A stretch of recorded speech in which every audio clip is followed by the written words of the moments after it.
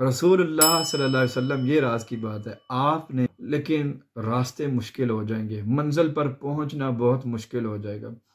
دشمن بڑی جلدی غلبہ پا لے گا، دشمن کے لیے آپ کے اندر وسوسے ڈالنا بڑا آسان ہو جائے گا۔ اگر آپ اپنی زندگی میں ایسے حالات سے گزر رہے ہیں کہ آپ کو سمجھ ہی نہیں آ رہی کہ میری لائف میں کیا ہو رہا ہے، مثال کے طور پر آپ بیمار ہیں اور آپ کی بیماری کی تشخیص نہیں ہو رہی، یا آپ بیمار ہیں، علاج کروا رہے ہیں لیکن آپ کو اس علاج سے کوئی فرق نہیں پڑ رہا۔ اگر آپ بزنس مین ہیں، آپ بزنس میں اپنی پوری محنت، پورا فوکس اور پوری لگن کے ساتھ کام کر رہے ہیں لیکن آپ کا بزنس ٹیک آف نہیں کر رہا۔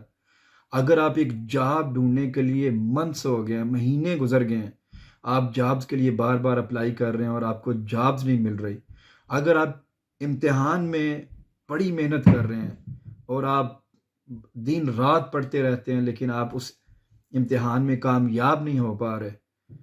زندگی کا کوئی بھی معاملہ ہو، کوئی بھی پہلو ہو، کسی بھی پہلو میں اگر آپ محنت کر رہے ہیں اور آپ کو سمجھ ہی نہیں آ رہی کہ میں اتنی محنت کر رہا ہوں تو اتنی محنت کرنے کے باوجود میں اپنی زندگی میں کیوں کامیاب نہیں ہو سکتا، تو میں آپ کے ساتھ ایک واقعہ شیئر کرتا ہوں رسول اللہ صلی اللہ علیہ وسلم کی زندگی کا، اور یقیناً اس واقعے میں ایک ایسا راز ہے جو انشاءاللہ آپ جان جائیں گے، اور اس کے بعد جو بھی پرابلم ہے انشاءاللہ وہ آپ کی پرابلم حل ہو جائے گی۔ تو واقعہ کچھ یوں ہے کہ رسول اللہ صلی اللہ علیہ وسلم، تھوڑا سا آپ کو اس کا بیک گراؤنڈ بتاؤں کہ یہ تب کی بات ہے کہ جب رسول اللہ صلی اللہ علیہ وسلم نے دین کی تبلیغ کرنا شروع کی اور لوگوں کو اللہ کے دین کی طرف بلایا۔ اب ایک سچا دین، اور رسول اللہ صلی اللہ علیہ وسلم لوگوں کو دین کی طرف بلا رہے ہیں، اور بجائے اس کے کہ لوگ رسول اللہ صلی اللہ علیہ وسلم کی بات پر عمل کرتے اور بات کو سنتے اور دین کو ایکسیپٹ کرتے، نہ صرف انہوں نے وربلی بلکہ رسول اللہ صلی اللہ علیہ وسلم کو تکلیفیں دینا اور ایذا دینا شروع کر دی۔ رسول اللہ صلی اللہ علیہ وسلم بہت پریشان ہو گئے، اور آپ سوچنے لگے کہ میں لوگوں کو اللہ کے سچے دین کی طرف بلا رہا ہوں، اور آپ غم زدہ رہنے لگے کہ ان لوگوں کو پتہ نہیں ہے کہ ان کے ساتھ آخرت میں کیا ہونے والا ہے۔ اب جس طرح ایک چھوٹا بچہ جب کوئی کام کرتا ہے نا تو کوئی بڑا دیکھتا ہے تو اس کو اس کام کی، اس معاملے کی حساسیت کا اندازہ ہو جاتا ہے، سینسیٹیوٹی کا اندازہ ہو جاتا ہے کہ یہ بچہ جو کام کر رہا ہے اس کا رزلٹ کتنا بھیانک اور کتنا برا ہو سکتا ہے۔ اس طرح رسول اللہ صلی اللہ علیہ وسلم، آپ تو جانتے ہیں کہ آخرت میں کیا ہونے والا ہے اور کیا معاملہ ہوگا ان لوگوں کا جن پر اللہ کا غضب ہوتا ہے دنیا میں بھی اور پھر آخرت میں بھی، اور پھر کیا ہوگا جب لوگ معاذ اللہ، اللہ نہ کرے، وہ دوزخ کی طرف جائیں گے۔ تو رسول اللہ صلی اللہ علیہ وسلم بڑے پریشان رہنے لگے۔ تو اس پریشانی کے عالم میں رسول اللہ صلی اللہ علیہ وسلم، یہ راز کی بات ہے، آپ نے اللہ تعالیٰ کے سامنے ہاتھ اٹھائے، اور آپ نے ہاتھ اٹھا کر دعا مانگی کہ یا اللہ، یا مجھے عمر بن خطاب دے دے، یا مجھے عمر بن حشام یعنی ابو جہل کو دے دے، ان دونوں میں سے کسی ایک کو توفیق دے دے کہ وہ ایمان لے آئیں اور اسلام کو قبول کر لیں۔ تو رسول اللہ صلی اللہ علیہ وسلم کی دعا قبول ہوئی، آپ کی ویسی ساری دعائیں قبول ہوتی ہیں۔ تو حضرت عمر، آپ اسلام لے آئے، اور یہ وہ راز ہے کہ جب آپ کو بھی کسی چیز کی سمجھ نہ آ رہی ہو کہ معاملات کس طرف جا رہے ہیں، اور آپ محنت کر رہے ہیں دن رات، 24 گھنٹے آپ کے، ساتوں دن، 365 ڈیز، آپ بس کانسنٹریٹ کر رہے ہیں، فوکس کر رہے ہیں، اور آپ کی اپنی طرف سے آپ کوئی کمی نہیں کسی چیز میں لے کے آ رہے، نہ محنت میں، نہ پیسہ بہانے میں، سب کچھ ادھر ہے، لیکن صرف سمجھ نہیں آ رہی کہ وہ کون سا ایک پیس مسنگ ہے کہ جس کی وجہ سے یہ میرا بزنس نہیں ٹیک آف کر رہا، یا اگر کسی کو اولاد نہیں مل رہی ہے، کچھ بھی آپ کی زندگی میں پرابلم ہے۔ اور بھی بہت سارے ایسے واقعات ملتے ہیں رسول اللہ صلی اللہ علیہ وسلم کی زندگی میں کہ جب بس چیزیں نہیں ہو رہی تھیں تو رسول اللہ صلی اللہ علیہ وسلم نے بس اللہ تعالیٰ کے سامنے ہاتھ اٹھائے، دعا مانگی، اور ایسا ہوا۔ آپ نے غالباً ان 3 دوستوں کا بھی واقعہ سنا ہوگا، کہ جو تینوں دوست جا رہے ہوتے ہیں اور بارش اور آندھی، ان چیزوں سے بچنے کے لیے وہ ایک غار میں پناہ لیتے ہیں۔ جب وہ غار کے اندر چلے جاتے ہیں تو ایک بڑا سا پتھر غار کے سامنے آ کے اس کے دروازے پر گرتا ہے اور غار کا دروازہ بند ہو جاتا ہے۔ اب وہ تینوں دوست اس غار کے اندر ہیں، باہر کوئی بھی نہیں ہے، طوفان ہے، آندھی ہے۔ جب یہ بادل، بارش، طوفان تھم جاتا ہے تو وہ باہر نکلنے کے لیے جب اس دروازے کے پاس آتے ہیں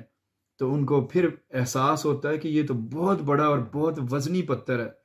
یہ ہم 300 بندے بھی ہوں تو یہ پتھر ہم نہیں ہلا سکتے۔ تو رائٹ اس مومنٹ میں بھی ان تینوں دوستوں نے اللہ تعالیٰ کے سامنے، اللہ کے حضور دعا مانگی، اور بلکہ اپنے اچھے اعمال کا وسیلہ دیا۔ انہوں نے کہا کہ یا اللہ، اب ہماری زندگی میں جو بھی ہم نے اچھا عمل کیا ہے نا، جو تجھے پسند آ گیا،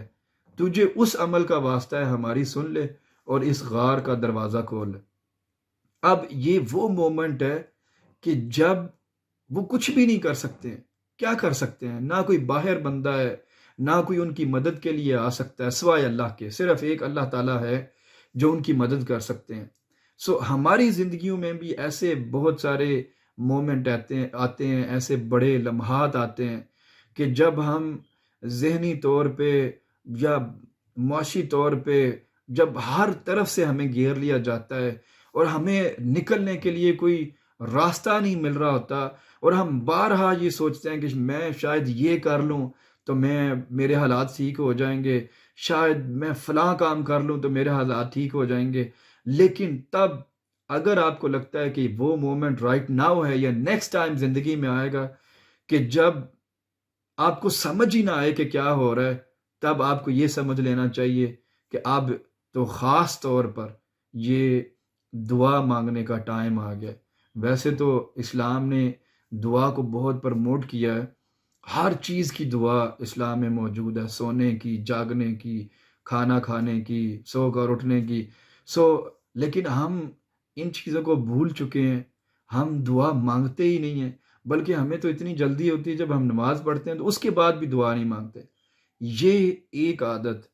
اپنا لیں، چھوٹے سے چھوٹے کام کے لیے بھی اللہ کے حضور دعا مانگا کریں، اور جب اللہ کی مدد